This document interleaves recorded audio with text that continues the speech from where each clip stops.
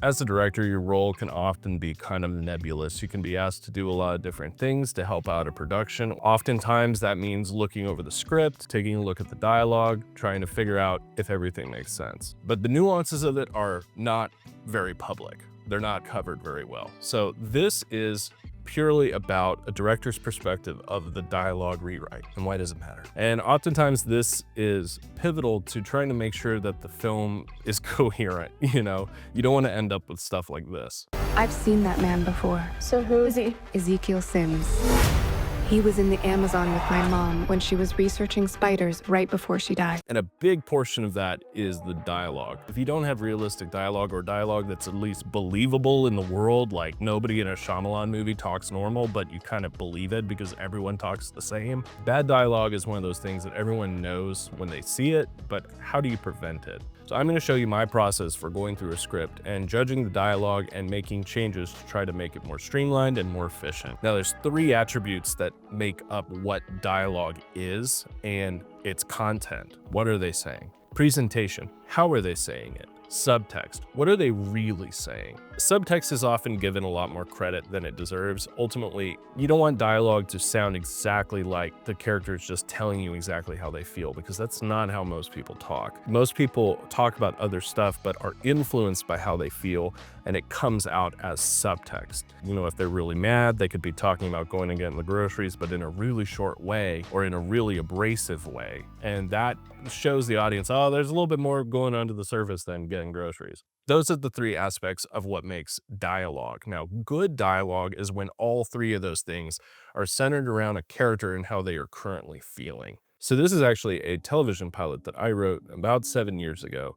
It's about a young woman with a mysterious past who moves into Northern California to become a park ranger with her 2 daughters, and we start to discover that there's really dubious reasons why she left the city. So the setup for this scene is that Jessica, the night before, had gone into the woods because of a call of a disturbance in the park, and basically saw something that she can't really explain.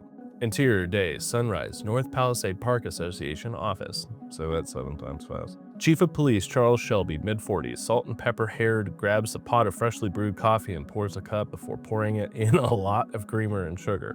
Jessica sits with a blanket over her back and a bag of ice on her knee. Shelby hands her the cup and sits down in the chair across from her. But who would shave a bear? I'm not sure, but that's the only thing I can think of that matches what you said. So instantly, we're getting her perspective in the first line of what she thinks she saw.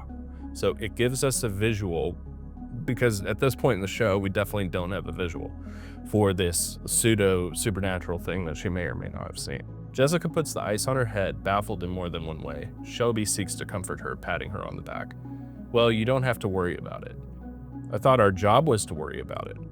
Instantly, you can start to see her emotion towards this particular situation is she feels a sense of responsibility. Shelby chuckles as he fills his own coffee mug. Even if it was a bear, it still doesn't explain the gunshot. Shelby shrugs as he sips. What if it was the lightning? Jessica stands and grabs a cup of coffee. Somberly, I know what gunshots sound like. Shelby obviously tries to change the subject. Maybe it's some research thing. Maybe one of those Alvark bears. It got out and they were looking for it. Alvark? Shelby sits in the back of his chair. Oh, they own the whole place. Back in the 30s, they bought it from Roosevelt. Now they make a majority of meds all those schizos take in the bay. Maybe what you saw was one of their test bears that got lost all their hair or some shit. This is what's called an exposition dump. This is just purely like we're just telling the audience what they need to know about this particular thing to set the context of like why this might be happening. Exposition dumps are important to set the context for the story and like move the plot along and introduce new characters and all those things. What I don't like is it's set up with a question from a character who would absolutely not be asking a question in the position that she's in. So I think that there's maybe a different way that we could come up with getting that information out as opposed to just having her ask a question when she's like been shot at, run at by a bear. She's like really upset. She's not gonna ask a question like, oh, what about that company? Like, I don't know. To me, it doesn't seem very realistic. That's actually a very common technique, is to have characters ask other characters questions for the sake of exposition. That's really common on law and medical shows. It's all over the place. And once you notice it, it like breaks the glass, like you can't go back. Jessica sits perplexed. It sounds far-fetched. It sounds plausible. Plus, Jess, this is Carlin, not Compton. Jessica chuckles as she looks at her watch, realizing she is late to pick up her girls from school. Shit. Jessica sprints past Shelby, making him almost spill his coffee. Hey! Jessica turns back for a moment and puts on her coat. I've got to take the girls to school. I'll be back in a half an hour. We'll go check out the car crash. Oh, there was a car crash at the beginning of the story. Jessica closes the door as Shelby waves her off. To himself, take as long as you need. Shelby rubs his head and puts his feet up. I kind of live for Shelby as a character. He's kind of one of my favorites. So ultimately, this scene is a victim of some bad writing and some good writing. There's some really, economical, straightforward writing in this scene that I think a lot of people can learn from. So if we go back to the beginning of the scene, we're starting from her perspective, and he is challenging how she feels. And that is expressed in the dialogue. It's not expressed in overt, I think you're wrong, or I think you're delusional. The characters kind of talk about other things and move around the space from a dialogue perspective, but they don't do it enough. It's still very much focused on like what she experienced. I would actually really like to add some dialogue of Shelby and her talking about different things. Kind of let the scene that we just experienced, which was a really high octane scene, play a little bit longer. So we're gonna go in here, but who would shave a bear? I'm not sure, but that's the only thing that matches what you said. That's pretty quick. That's a pretty quick answer. I kind of see Shelby as like this old timer character who's like, he's the old sheriff in the small town and he's been there a long time and blah, blah, blah. I'm gonna add some characterization to him. He's slowing down in life and she is speeding up. I don't even need to see if this is true because I feel like this guy would just make this up. Oh, many native tribes have a tradition of marking their territory through manipulating the wildlife in their area. Really? Then Shelby can hand her the cup. So like, you can, oh sure, lizards. Oh sure, beavers without tails, deer without antlers, lizards with hats. Kind of just like playing up the idea that he doesn't totally believe her. So I'm gonna have Jessica get a little defensive because she's being grilled right now. Shelby tried to give her an opportunity to let it go and not talk about this anymore, but then she doubled down on what she saw. So I'm gonna put a little italics on this I. Stop it, I know what I saw. You saw, pulls out his notepad, a shaved bear running through the woods. I am not convinced it was a bear.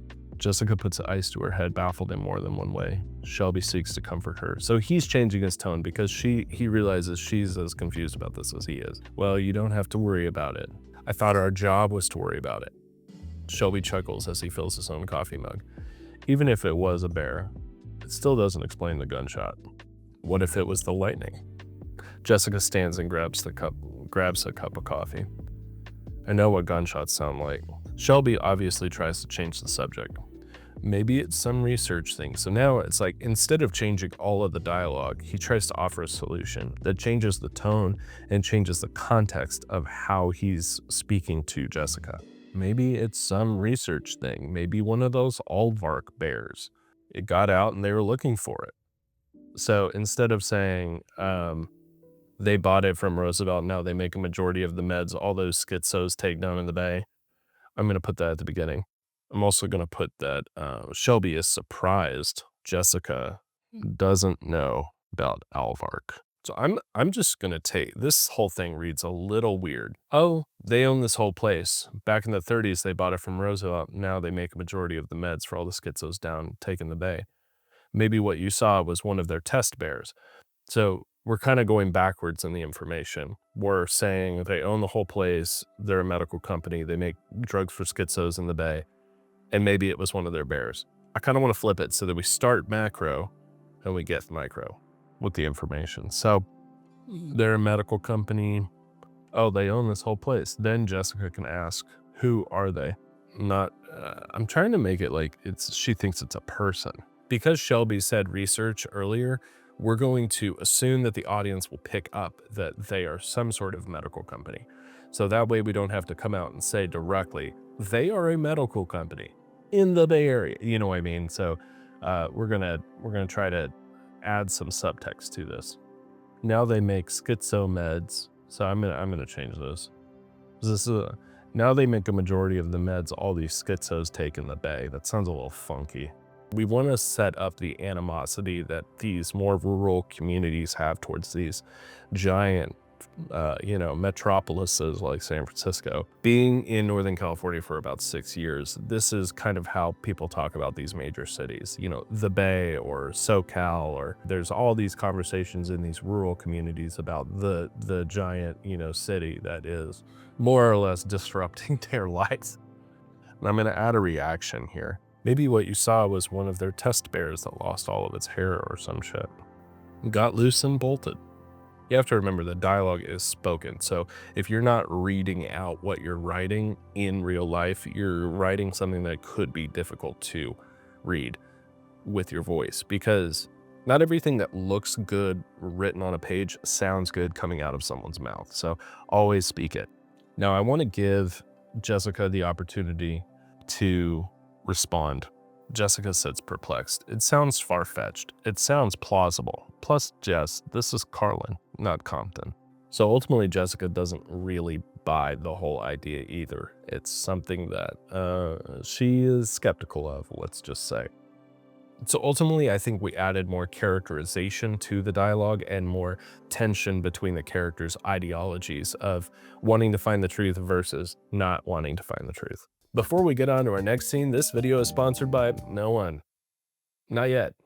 One day. Subscribe to this YouTube channel, or otherwise you might get attacked by off-arc bears. You never know. So now we jump into a later scene where Jessica and Shelby are inspecting a car crash that happened at the very beginning of the episode. Shelby and Jessica exit her car to find the carnage from the night before, the fire having been put out by the rain. Shelby: looks like the rain caused the driver, who still has yet to turn up, to swerve and hit the railing and then the tree. We're lucky it's the rain season, otherwise we would have had one hell of a forest fire on our hands. So again, this is very common in cop shows to set the context for what happened or what they believe happened. Jessica searches around the site, looking under the car and the passenger door, a door which sits wide open. Do you think it's odd that this door is open and not the other one? I mean, neither door is obstructed. Probably just came open from the impact. Maybe. It would just require so much more effort to climb over the center console and then just use the door to the driver's left. Oh, so an important detail that's not in this is the passenger door is open, not the driver door. Shelby: when adrenaline is pumping, you don't exactly think things through. Jessica looks at the door. A torn piece of a shirt sits on the ground. She takes her flashlight in broad daylight to make sure she can't find any footprints. Shelby looks over at Jessica, puzzled. Jessica stands up, like the head of a dog that's caught the scent of the prey. You said he crashed because of the rain, right? Well, that's my general opinion. Yes. Jessica points to the ground by the car. Then why are there no footprints? If it was raining at the time of the crash, then we would see footprints. And why was the car still on fire when I got here last night? He didn't crash because of the rain. He crashed because of something else, something he saw or heard, and then ran away from it. What are you getting at, Jess?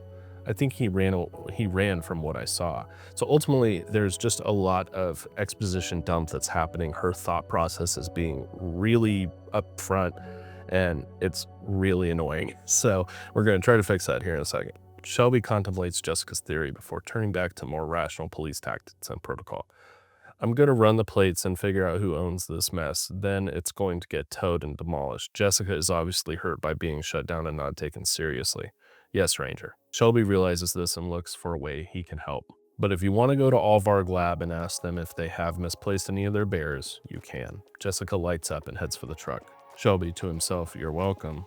Take me home first. So again, we're trying to establish like kind of a father-daughter relationship with these two. And ultimately, like, Shelby is very stuck in his ways and he believes that he knows what is happening in the world around him. And Jessica is the newcomer. She's observing things for the first time, maybe to a higher degree. So we're going to play into that a little bit with conflict rather than her exposing, like saying all of her things and him just accepting them. So if we go back to the top of the scene, I like Shelby describing the situation. Jessica searches around the site looking under the car in the passenger door, a door which sits wide open.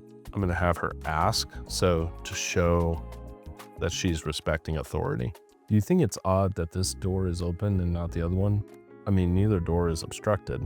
I'm gonna add that detail in a second. Probably came open from the impact. It would require so much more effort to climb over the center console. Oh, this is kind of a cool detail. To test the theory, he could have her try to open the side door. Does the driver side open? Now it'd be good to actually show that Shelby is a little bit more experienced than her and Jessica isn't 100% right about everything. I hate when characters are like that. That was the biggest problem with the Mulan remake, was she just like had superpowers and was perfect all the time. In the old Mulan, the reason it's so good is she was bad at the beginning and then she got better. That transition from a character being inexperienced or bad to good is part of story. It's inherent to it. So we want to keep that alive. Jessica goes over and tries to open the driver door. It's stuck. See, passenger door was jarred during the crash. But we want to show that Jessica has good instincts and asks questions that nobody else is asking. Jessica reaches into the cab and unlocks the door and opens it. See? And then Shelby can offer this as an anecdote. When adrenaline is pumping, you don't exactly think things through. I would think to open my door, and then Shelby can say, enough. Jessica's starting to get on his nerves. I'm gonna write that. Shelby starts to look annoyed. You said he crashed because of rain, right? Yes, that's my general opinion. Then why are there no footprints? Rain washed them away. And then Jessica can say, if it was raining at the time of the crash, then we should see footprints. Again, rain does things to dirt. Why was his car still on fire when I got here last night? He didn't crash because of rain, he crashed because of something he saw or heard. I'm gonna ask this because that's what she's getting at for this whole thing. She's trying to say that the rain was not the cause for this crash. And I want there to be a more clear dialogue-driven shutdown of Jess, not just I'm gonna think about your theory and then say no. I'm gonna actually, hey, you're being insubordinate. Jess, maybe he saw what I saw. And then Shelby can say, enough. Shelby grabs Jess by the arm and leads her aside for a moment. I could see an aspect of like, there's other people on the scene, there's people around them. Shelby doesn't want everybody to start freaking out about some monster that's in the woods. We are official representatives, maybe of the state or of the city. We are official representatives of the law in this city. People start thinking we lose control of the situation. Now, maybe he did see something, but we're going to scare him out of town if people start screaming monster. How can I make this better? We are official representatives of the law in this city. People start thinking we're chasing monsters and we lose control of the situation, all control of the situation. Even if he did see something, we want him to think, we want him in town so we can find him. We are official representatives of the law in this city. People start thinking we're chasing monsters and we lose all control of the situation. Even if he did see something, we want him in town so we can find him. He's trying to remind her that there's bigger things at play than just her monster theory. We can't make the town think we're crazy. We have to protect our jobs, all of those things. And so then she kind of backs off at this point.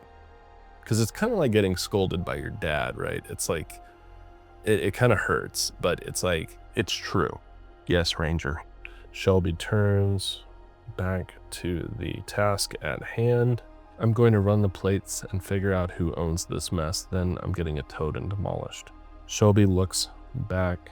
He has hurt Jessica by not taking her theory seriously. He tries to give her a consolation prize. But if you want to go to Alvark Lab and ask them if they have misplaced any of their bears, you can. A big part of what we're doing here is not changing the nature of the content of what they're saying. We're just changing how they say it.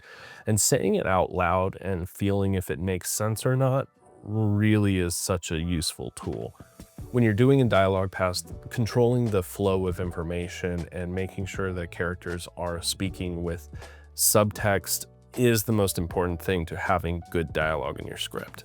As always, when you're a director working with a script that somebody else has put a lot of time and energy into, be respectful of the tone and the meaning of the scenes. Don't go off on wild tangents, changing scenes and stuff like that. Focus on the dialogue and the refinement of what is already there, and allow the characters and the subtext to speak through the dialogue.